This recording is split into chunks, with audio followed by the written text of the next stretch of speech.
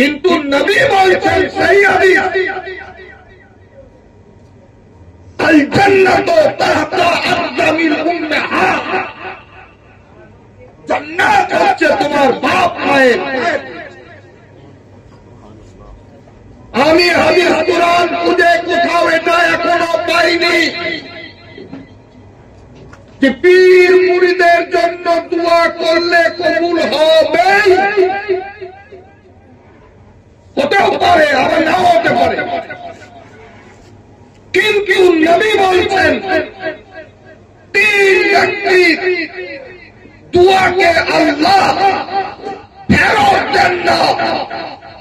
যখন দোয়া করে, যে অবস্থায় দোয়া করে, আমার রব মেহেরবানি করে তাদের হাত খালি ফেরান না, তাদের দোয়াকে আল্লাহ কবুল করুন। তার মধ্যে একটা দোয়া, এই বুড়া মা বাপ যদি ছেলের জন্য দোয়া করে দেয়, নবী বলছেন এই দোয়া বাদ যায়। বুঝলেন? এই দোয়া বাদ যায় না। মৌলবী দোয়া করলে কবুল হতেও পারে, নাও হতে পারে, সমান সমান। ইমাম সাহেব দোয়া করলে আপনার জন্য কবুল হতেও পারে, নাও হতে পারে, দুটাই দিক। পীর মুর্শিদ আমার জন্য দোয়া করলে কবুল হতেও পারে, নাও হতে পারে, দুটাই সমান। কিন্তু নবী বলছেন বাবা যদি সন্তানের জন্য দোয়া করে দেয় তো আল্লাহ সে দোয়া কবুল করেন। দোয়া কার আগে लो तंग है चरखों में आसमान है, चरखों में आसमान है, जाने मुराद आपकी घर हाय तेरा मकान है, हाय तेरा मकान है। एक बार सुभान अल्लाह बोले। वो जो ना थे तो कुछ ना था,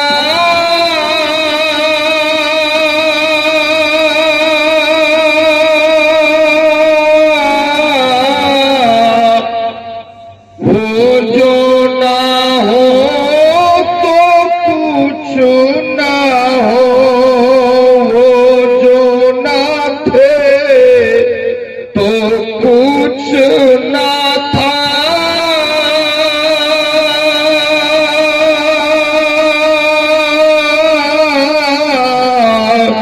वो जो ना हो तो कुछ ना हो,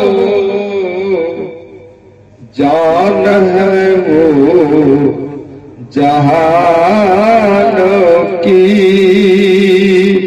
जान है वो जहान की, जान है तो जहान है, जान है तो जहान है, अर्श की आपको लोटंग है, चरखों में आसमान है, चरखों में आसमान है। आला हजरत যখন হজ করতে গেছে তো যে যত মোহাব্বতের হয় তার চাওয়ার দাবিটা তত বেশি। যেমন আমি যদি চাই তো খুব বেশি বলতে পারি, ভাই 10 টাকা দেন, দুটো পান খান। ইমাম সাহেব আমার থেকে কাছে, উনি যদি চান তো ভাই 50 টাকা দেন, কিন্তু ছেলে যখন চাহে তখন কি বলে 500 টাকা দাও, বাজার যাও। কি করবি দিবা কিনা বল, কেন বলেন তো? ছেলের মোহাব্বতটা বেশি, এই জন্য চাওয়ার আবদারটা বেশি। হাজিরা হজ করতে যায়, এক যেমন মোহাব্বত তেমনি চাহে। আলা হযরত দিয়ে বলছেন, হুজুর গোটা ভারতে ডাঙ্কা পিটলাম যে আপনি জিন্দা, গোটা ভারতে ডাঙ্কা পিটলাম যে আপনি জিন্দা, আপনাকে একবার জাগ্রত অবস্থায় আমার সামনে সুবহানাল্লাহ বলে, জাগ্রত অবস্থা কেন? স্বপ্নে দেখা এটা জিন্দা দলিল নয়। আপনার আব্বাকেও তো স্বপ্ন দেখে, তাহলে কি জিন্দা?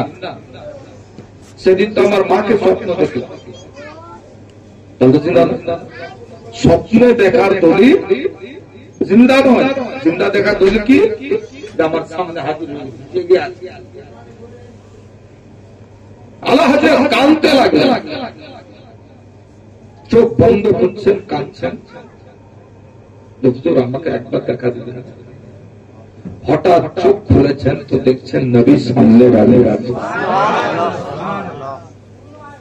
আচ্ছা বলেন, নবীকে সামনে দাঁড়িয়ে দেখলে কি পরিস্থিতি ঘটবে বলেন? হ্যাঁ, আমরা তো পীরের কাছে উড় খেয়ে পড়ে যাই, নবীকে পেলে কি করবে? আলা হযরত বলছেন মনে হচ্ছে যেন আমি সাজদায় পড়ে যাই, কিন্তু আলিম তো মন বানা দিচ্ছে না রে, এ সাজদা একমাত্র আল্লাহর জন্য রিজা। সুবহানাল্লাহ। পেশে নজর ভোলা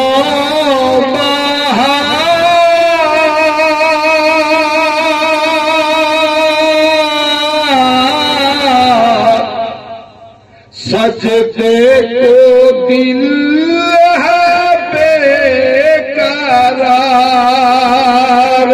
पेशे नजर वो नौबहार,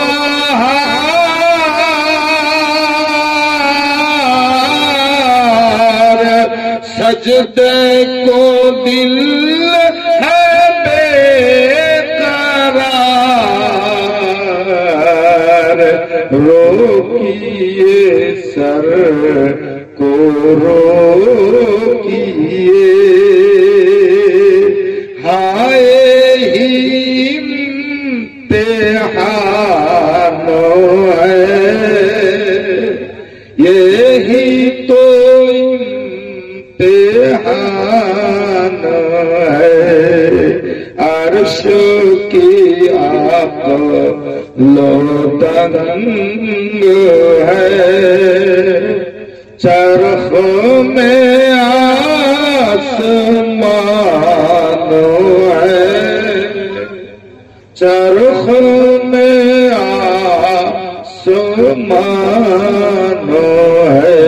मक्ता शेष आला हजरत সুবহানাল্লাহ নিজেকে যেমন বলেছেন এটা সবার জন্যই বলেছেন। কারণ কি জানেন? নবীর গোলাম যদি আপনি হয়ে যান তো জানবেন যে একদিন না একদিন আপনি জান্নাতে অবশ্যই যাবেন। কারণ আল্লাহ জান্নাত তৈরি করেছেন নবীর গোলামের। ঠিক আছে, অতএব গোলামির পাট্টা সবাই। যদি গোলাম হয়ে যান তাহলে खौफ न रख रजा जरा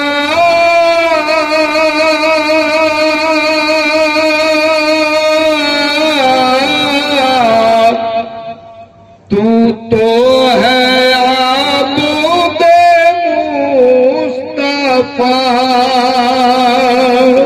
खौफ न रख रजा जरा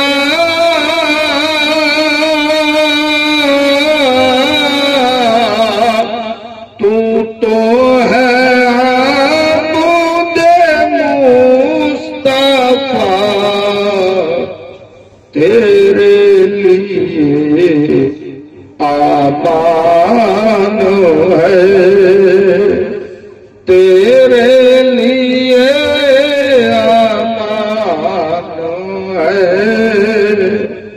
तेरे लिए आमान है अर्श की आप लोदंग है चरख में आसमान है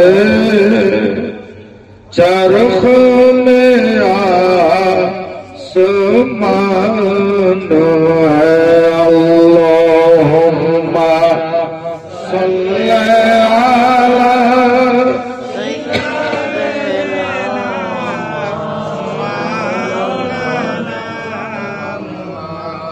व अला आलि सय्यदना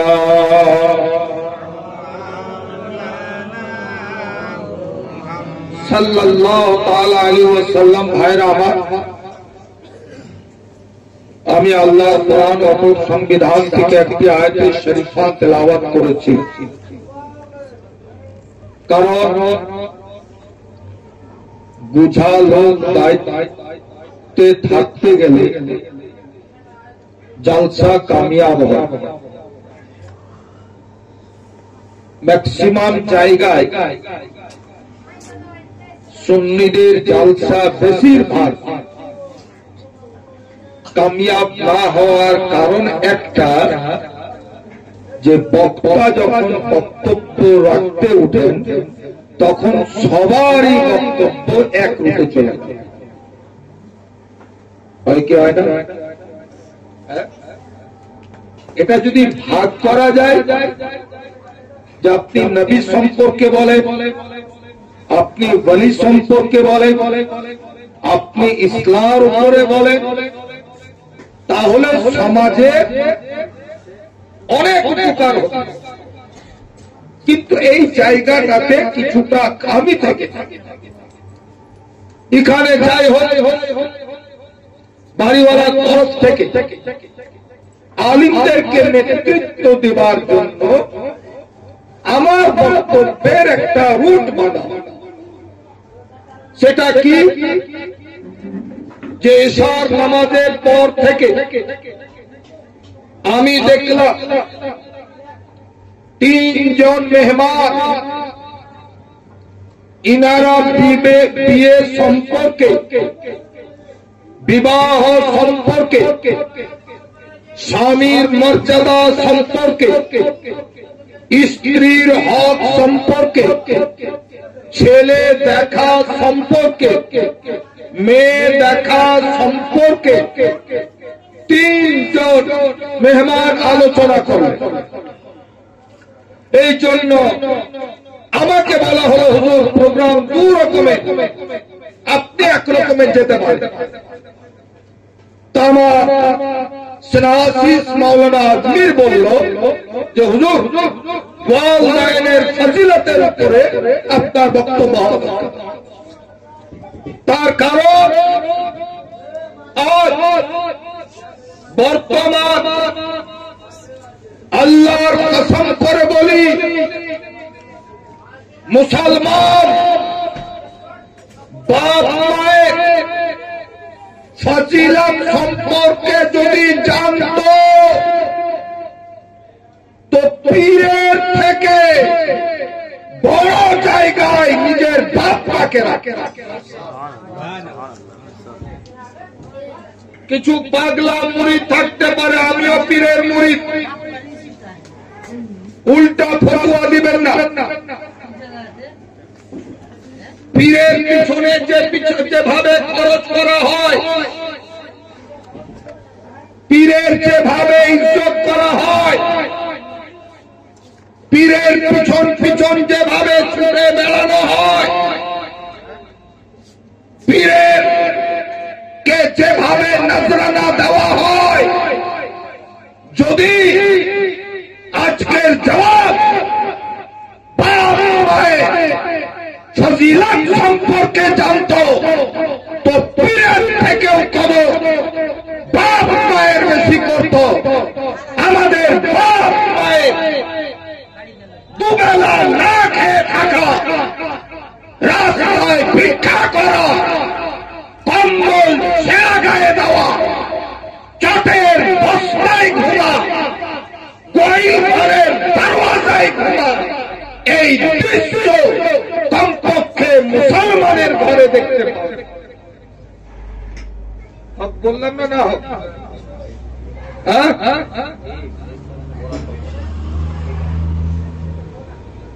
আমি যেটা আমার জ্ঞানত কুরআন হাদিস ঘেটেছি, আল্লাহ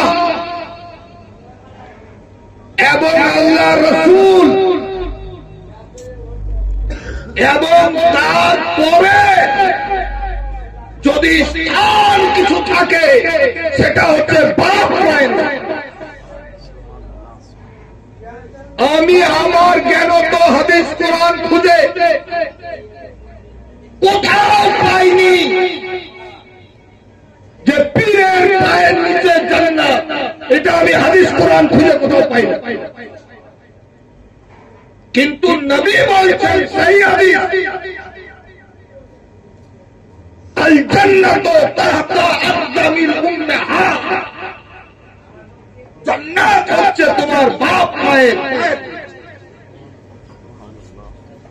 আমি হাদিস কোরআন খুঁজে কোথাও এটা এখনো পাইনি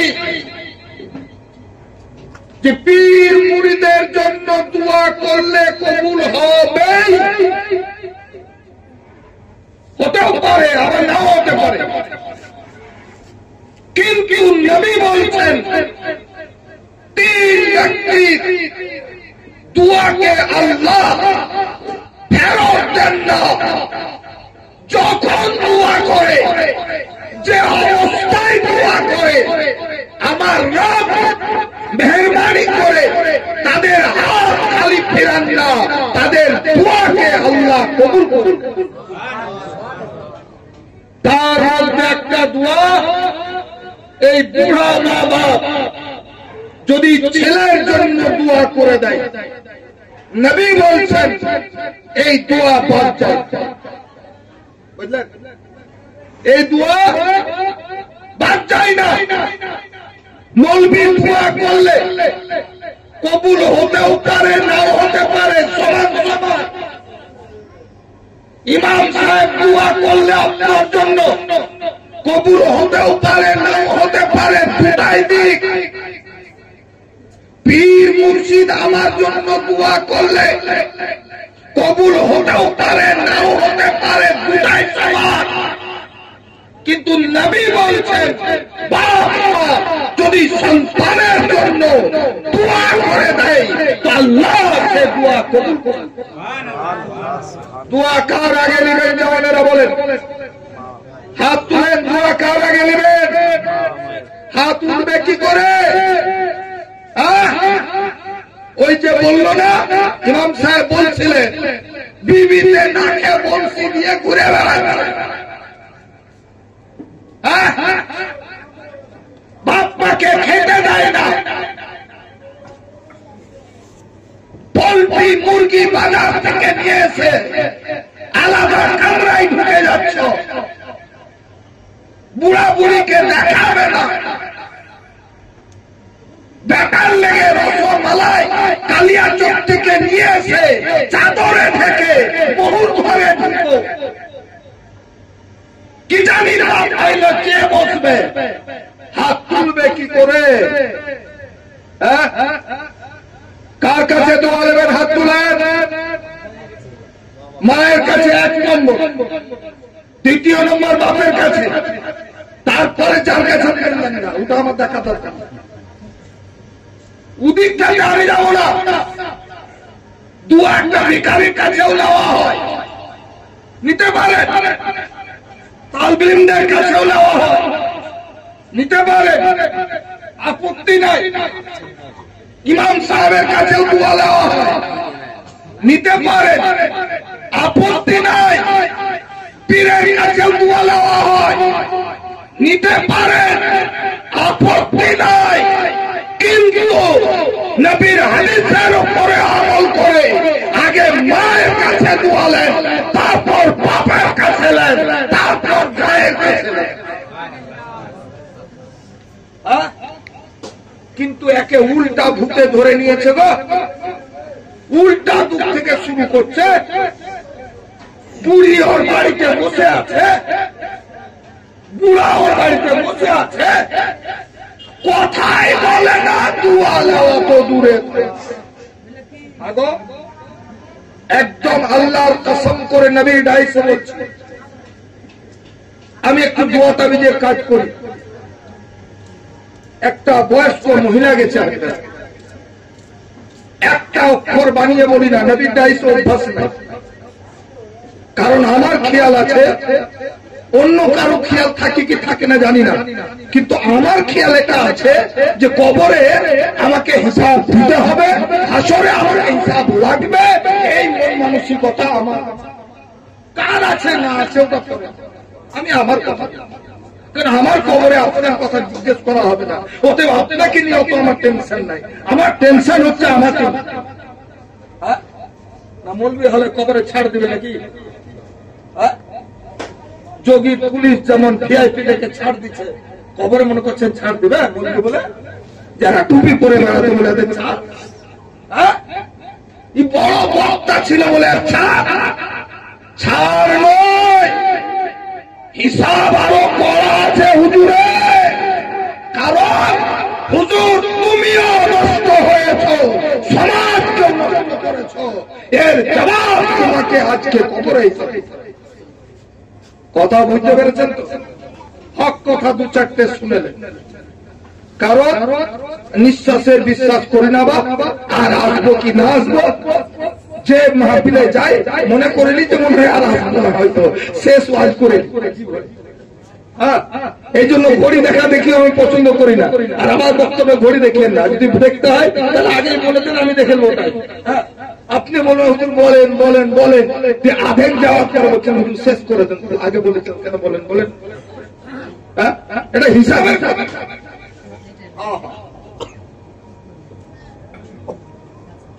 বাবা কি জিনিস শুনেলেন? আমার নবী পাক সাল্লাল্লাহু আলাইহি ওয়াসাল্লাম বলেন, এই জওয়ান শুনে নাও, সাহাবীদের উন্নতির পিছনে বাপ মায়ের দোয়া কাজ করেছে, তাবেঈনদের আপনার জিন্দেগির পিছনে বাপ মায়ের দোয়া কাজ করেছে, ওয়ালিদের পিছনে বাপ মায়ের দোয়া কাজ করেছে। আজ তুমি পীরের পিছনে বাপ মায়ের দোয়া কাজ করেছে, আর তুমি কত বোকা, ওই বাপ্পাকে বাদ দিয়ে অন্য জায়গায় দোয়া নিতে যাচ্ছ।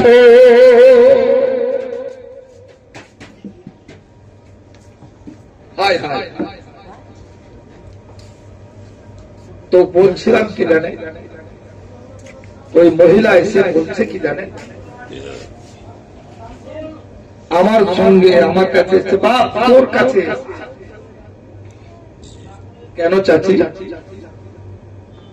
বলছে একটা কাজ করে দিবি আমার। কেন করবো না? আমি তো কাজ করার জন্য বসে আছি, এটা তো আমার একটা ডিউটি, এটা একটা কাজ, করবো না কেন? চোখ দিয়ে পানি। চাচি কাঁদছেন কেন? কি কষ্ট হচ্ছে বলেন না? বলছে বেটারে শুনে নাও,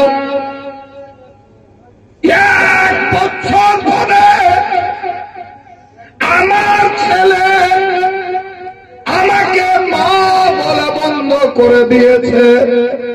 একটা বছর ধরে আমার ছেলে আমাকে মা বলে ডাকেনি।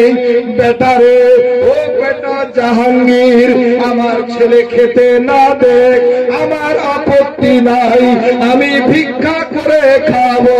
ও বেটা জাহাঙ্গীর, আমার ছেলে খেতে না দেখ, বাজারে বাজারে ভিক্ষা করে আমি খাবার খাবো।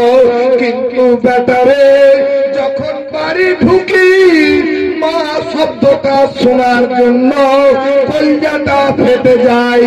বেটা জাহাঙ্গীর, তুই যত টাকা নিবি আমি ভিক্ষা করে দিব, কিন্তু একটা কাজ আমার করে দে, আমার ছেলে যেন আমাকে মা বলে ডাকে।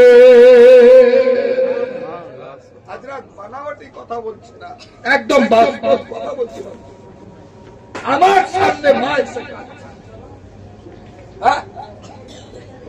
চিৎকার আমার পাকা বাড়ির উপরে, চিৎকার আমার দামি গাড়ির উপরে,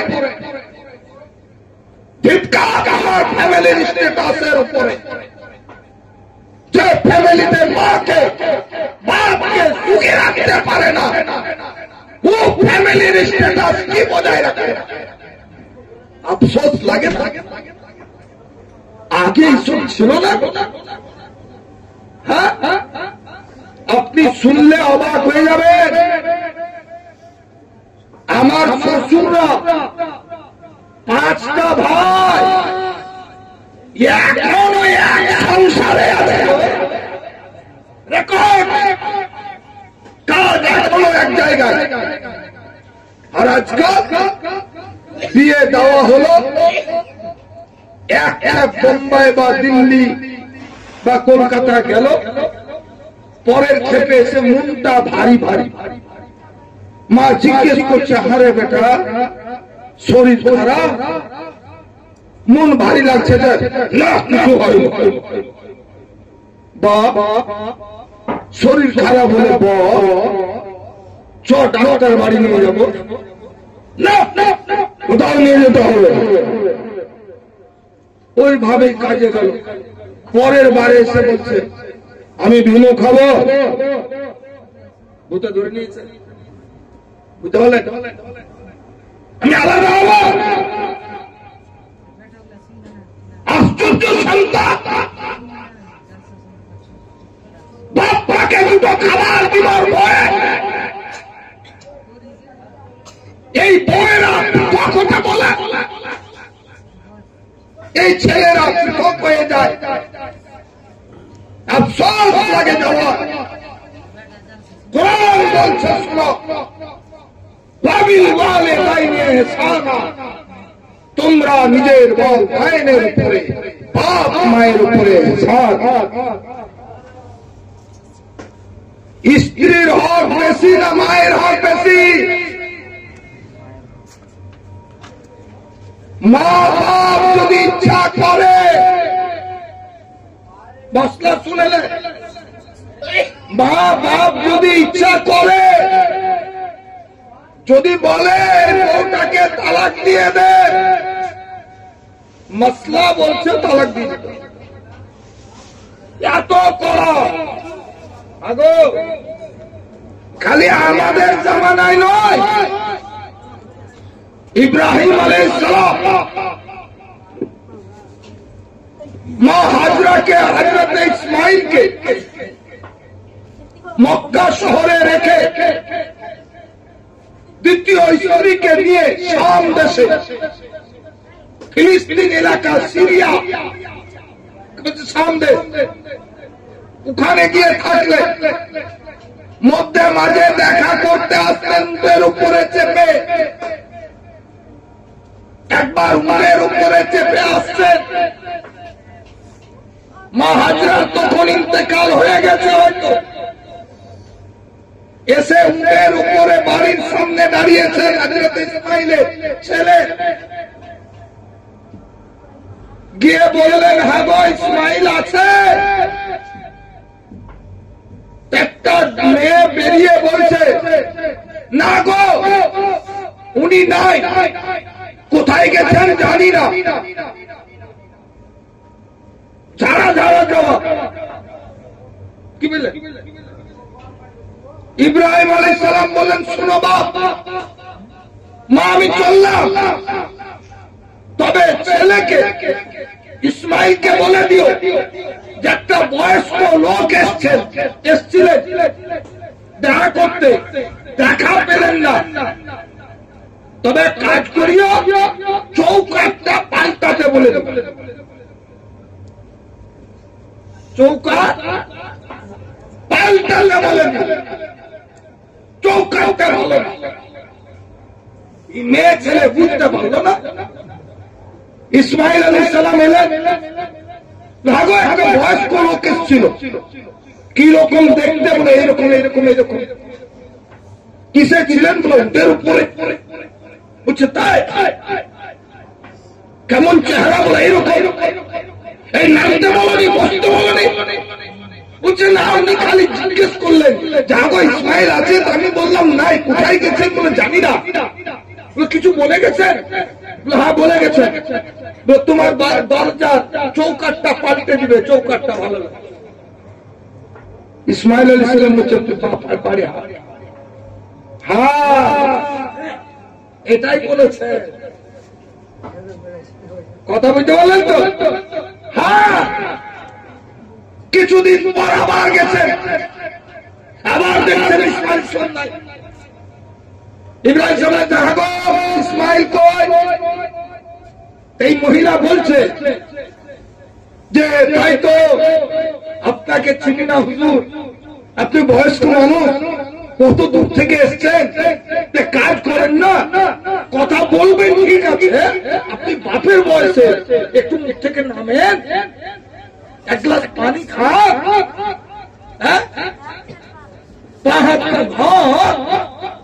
একটু বসেন, দুটো খেজুর দি খান।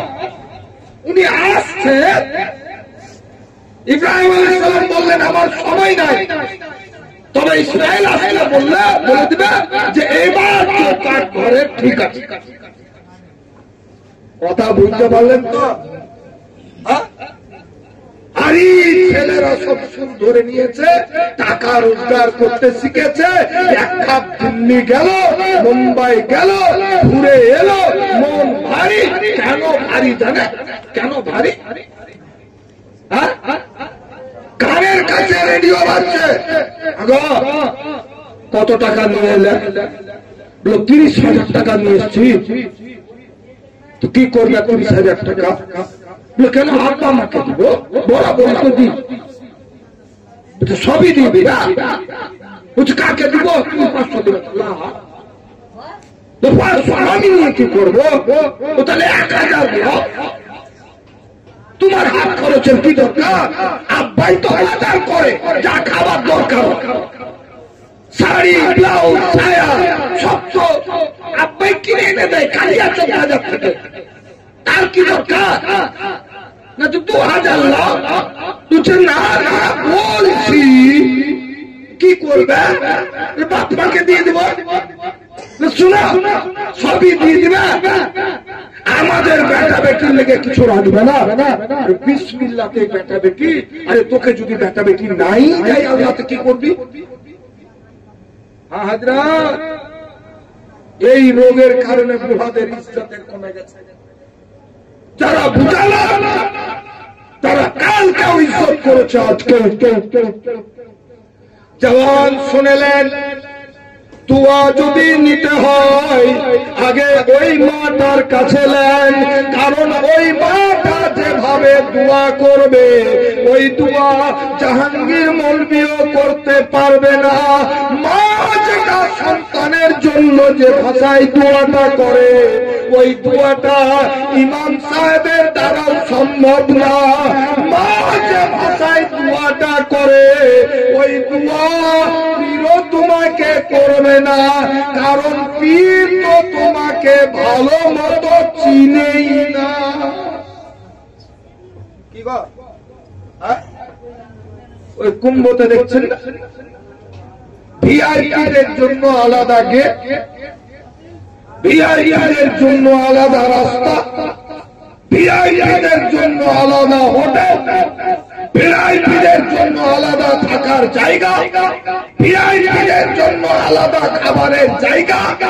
আর আপনি ওই প্যান্ডেলের নিচে চটে রাত কাটা, চিনে না না জানা না দিলেন ভালো, এটা আলহামদুলিল্লাহ, যাও বাস এইটুকুই।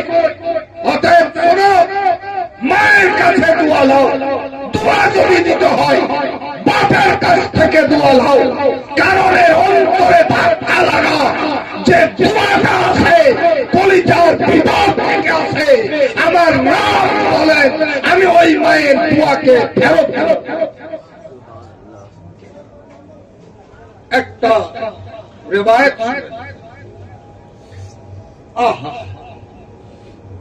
হযরতে মুসা আলাইহিস সালাম, হযরতে মুসা আলাইহিস সালাম নাম তো শুনেছেন, এই ওয়াজ সবাইকে ভালো লাগবে না, তবে কথাটা কি শুনেন। আমি আজকে লিয়ান করতে এসেছি, সেদিন এসেছিলাম কিছুটা লিয়ান করে গেছি, আজকে কিছুটা লিয়ান করবে একদিন, এরপরে আরেকবার এসবো দিয়ে ফুল লিয়ান করবে। আর লিয়ান, হ্যাঁ লিয়ান মানে বুঝেন তো, আজকালকার ছেলেরা বুঝে না। জমিতে ধানের গাছের পাশাপাশি কিছু আগাছা ঘাস, আমি যখন ছোট তখন বলতাম, হাগো এই ঘাসগুলো তুলে ফেলছো কেন, হচ্ছে হোক ধানও হবে ঘাসও হবে, তারপর হচ্ছে ধানও হবে ঘাসও হবে, এই ঘাসটাতে ধানটা হতে দিবে না। বলছো ওই জন্য তোমরা ধানের যে তুমি ঘাসের যে জ্বর তুলছো, তো ধানেরও যে জ্বর লড়ে যাচ্ছে, বলছে লড়ু তাও ভালো, ধানটা শান্তি পাবে। তো যখন নিরাই না একটু কষ্ট হয়, গোড়া লড়ে যায়। আপনাদের নিরান চলছে তো একটু কষ্ট হবে, একটু গোড়া মানে আর কি নড়বে। ধোপা যখন ঘাটে কাপড় কাছে না, দেখবেন এইভাবে ধরে আর পিঠে ধরে আর পিঠে ধরে আর পিঠে, তো কাপড় বলছে ওরে ধোপা ওরে মরে যাবো রে, পিটিস না রে। তো বলছে না পিটলে যে পরিষ্কার হবি না, না পিটলে কি, না পিটলে জোরে বলেন, না পিটলে পরিষ্কার হবে না। তো পরিষ্কার করতে গেলে একটু পিটন খেতে হবে, বুঝতে পারলেন তো। আপনারা একতরফা ওয়াজ শুনেছেন তো, খালি মধু মধু মধুই খেয়েছেন তো, একবার টকেরও স্বাদ পেলেন তবে তো মজা লাগবে। তো বলছিলাম কি, মুসা পয়গম্বর তুর পাহাড়ে কত পাওয়ারফুল নবী গো, সরাসরি আল্লাহর সাথে কথা বলে। জোরে বলে, আর একটু জোরে বলে। আরে যদি আইসির সাথে কারো ফোনে কথা হয় না, তুই দেখবেন বাজারে হাটে তো নেংচে নেংচে কোমর হিলিয়ে হিলিয়ে হাঁটে। তাহলে হারে ভাই কোমর হিলাছিস কেন? তো বলছে আমি শোনা, আমি হচ্ছে আইসির পিয়ে। আমি ভাবলাম যে আইসির পিয়ে যদি এইরকম নাচে, তো মমতা ব্যানার্জির পিয়ে কত নাচবে বলেন, ও কত নাচবে, ওর হাটন কুছনি আলাদা। তাহলে বলতে চাইছি, যদি এই আইসি থানার বড় বাবু ওর ড্রাইভারের ফোনে বড়বাবুর সঙ্গে কথা হয়, এর জন্য যদি এত নাচে, তো মুসা পয়গম্বর আল্লাহর সাথে সরাসরি কথা বলেন, ব্যক্তিত্ব কত বড়, সরাসরি আল্লাহর সাথে কথা, যা দরকার হতো ছোট বড় কাউকে জিজ্ঞেস না করে তুই পার। একদিন আল্লাহ কি বলছেন, আল্লাহ তোমার দুনিয়াটা কত সুন্দর তৈরি করেছ। আল্লাহ বলছে দুনিয়া কতটুকু তুমি দেখেছ, আমরা একটা মানুষ কতটুকু দেখেছি। অনেক মানুষ তো বুঝলে ওর জিন্দেগি এখান থেকে কালিয়াচক, এখান থেকে কালিয়াচক, অতই আমরা তো আলহামদুলিল্লাহ মুরব্বী হওয়ার কারণে কিছু দেখলাম, হ্যাঁ, বিনা কাজে হোক কাজে হোক দেখলাম, হ্যাঁ, কতটুকু দুনিয়া মানুষ দেখে।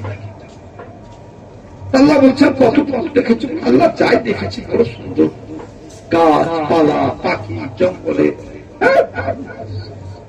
আল্লাহ বলছেন আমার দুনিয়া তো গোটাই বাকি আছে। মুসা আলাইহিস সালাম বলছেন তাহলে দেখবো কি করে? দেখার শখ হচ্ছে, দেখার তো শখ হচ্ছে, ও তাহলে কি করে দেখবে? মুসা পয়গম্বর বললেন, ও মাওলা তুমি বলে দাও কিভাবে দেখব।